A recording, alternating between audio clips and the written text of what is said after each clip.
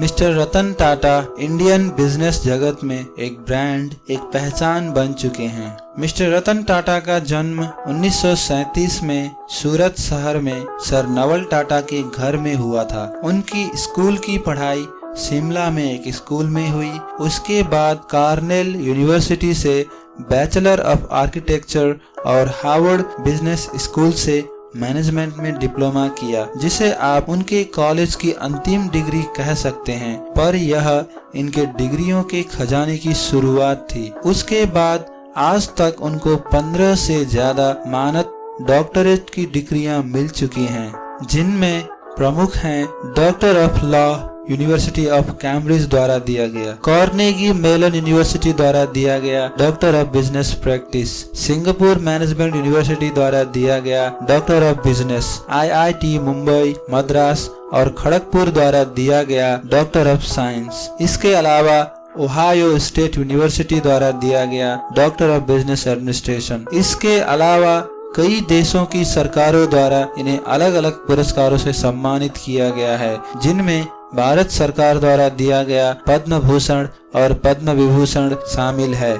रतन टाटा का शर्मिलापन और पब्लिसिटी से दूर रहने का उनका स्वभाव उनको अन्य बिजनेसमैन से अलग करती है। उनका सादगीपूर्ण और सामान्य जीवन शैली उन्हें आम जनता का उद्योगपति बनाती है, जिस वजह से भारत की आम जनता उन्हें विशेष सम्मान से देखती है। रतन टाटा, जिन्होंने नए जमाने के बिजनेस और पुराने जमाने के वैल्यूज को एक साथ लेकर टाटा ग्रुप को नई ऊंचाइयां दी।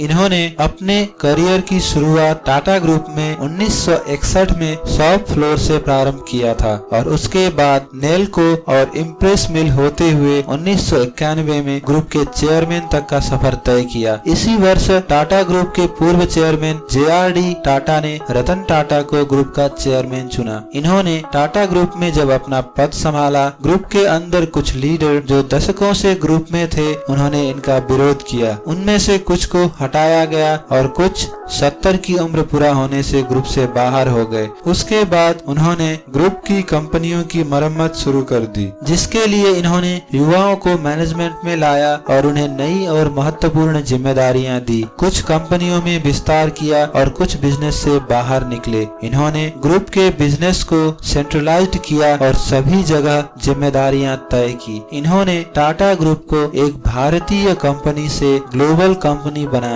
इनके द्वारा उठाए गए महत्वपूर्ण कदम में टाटा टी द्वारा टेटली का अधिग्रहण, टाटा मोटर द्वारा लंदन की जगुआर और लैंड रोवर का अधिग्रहण और टाटा स्टील द्वारा कोरस स्टील यूरोप का अधिग्रहण प्रमुख है। इन्होंने भारत में कार बनाने का सपना देखा और 1998 में पहली पूरी तरह से भारत में डिजाइन, डेवलप और निर्माण की गई कार टाटा इंडिका को हकीकत में बदला। इसके अलावा इन्होंने एक आम आदमी के लिए कार टाटा नैनो का सपना देखा और उसे हकीकत में बदला, बावजूद इसके कि टाटा नैनो में कंपनी को कुछ घाटा हो रहा था। अपने 21 वर्ष की अवधि में इन्होंने ग्रुप के रेवेन्यू को $1 बिलियन से बढ़ाकर $100 बिलियन तक पहुंचाया। इन सब के अलावा वह नए भारतीय स्टार्टअप कंपनी में इन्वेस्टमेंट करने और उनको सुझाव देने में हमेशा आगे रहे हैं। इन्होंने ओला कैब, पेटीएम और कैशकरो.com जैसे भारतीय कंपनी के साथ साथ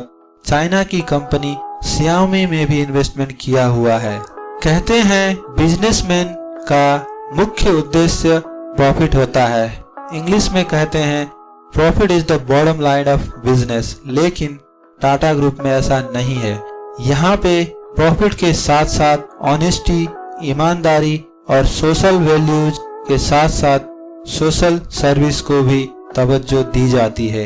इसीलिए टाटा ग्रुप दूसरे बिजनेस हाउसेस से बिल्कुल अलग है।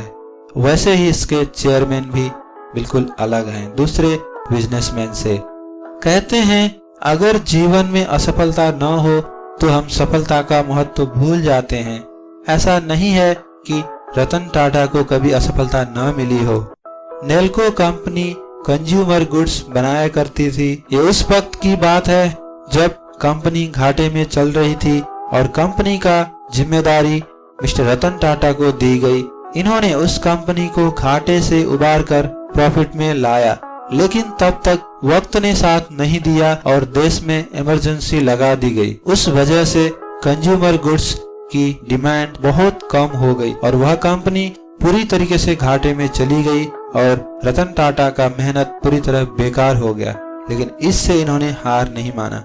इन्होंने मिस्टर JRD रतन टाटा से बात किया और उन्हें कहा कि अगर हम कुछ इन्वेस्टमेंट इस कंपनी में करें तो हम इसे आगे बढ़ा सकते हैं। लेकिन JRD रतन टाटा उस कंपनी को और चलाने के मूड में नहीं थे, इसीलिए उन्होंने उसे बंद करने का फैसला लिया। उसके बाद मिस्टर रतन टाटा को इम्प्रेस मिल की जिम्मेदारियां दी गई। वह कंपनी भी बहुत ही नाजुक स्थिति में थी, क्योंकि वह कंपनी कॉटन के कपड़े बनाया करती थी और उस वक्त पॉलिस्टर के मार्केट में आ जाने से कॉटन के कपड़ों की डिमांड बहुत कम हो गई थी। मिस्टर रतन टाटा ने उस कंपनी को बारीकी से समझा और JRD टाटा को बताया कि अगर हम इसमें कुछ इन्वेस्टमेंट करें और इस कंपनी को हम पॉलिस्टर के मैन्युफैक्चरिंग के लायक बना दें तो यह कंपनी आगे बढ़ सकती है। लेकिन वह कंपनी भी काफी दिनों से घाटे में थी, इसीलिए उसे भी बंद कर दिया गया। इन सब के अलावा टाटा ग्रुप के द्वारा कोरस कंपनी का अधिग्रहण भी अभी तक फायदेमंद साबित नहीं हुआ है। टाटा कंपनी को हर भारतीय सम्मान की नजर से देखता है, क्योंकि देश की पहली स्टील कंपनी, देश की पहली एयरलाइंस, देश की पहली इंजीनियरिंग कॉलेज, देश की पहली साइंस कॉलेज, देश की पहली कार इस कंपनी की देन है, जो सिर्फ प्रॉफिट के नजरिए से नहीं बनाई गई थी। टाटा कंपनी की पेरेंट संस्था टाटा ट्रस्ट इस देश की मुख्य चैरिटेबल संस्था है और इसका 60% प्रॉफिट जरूरतमंद लोगों के ऊपर खर्च किया जाता है। भारत के गांवों में कई तरह के प्रोजेक्ट इस संस्था द्वारा चलाया जाता है। कई भारतीय स्टूडेंट्स को आगे की पढ़ाई के लिए इस संस्था द्वारा स्कॉलरशिप दी जाती है।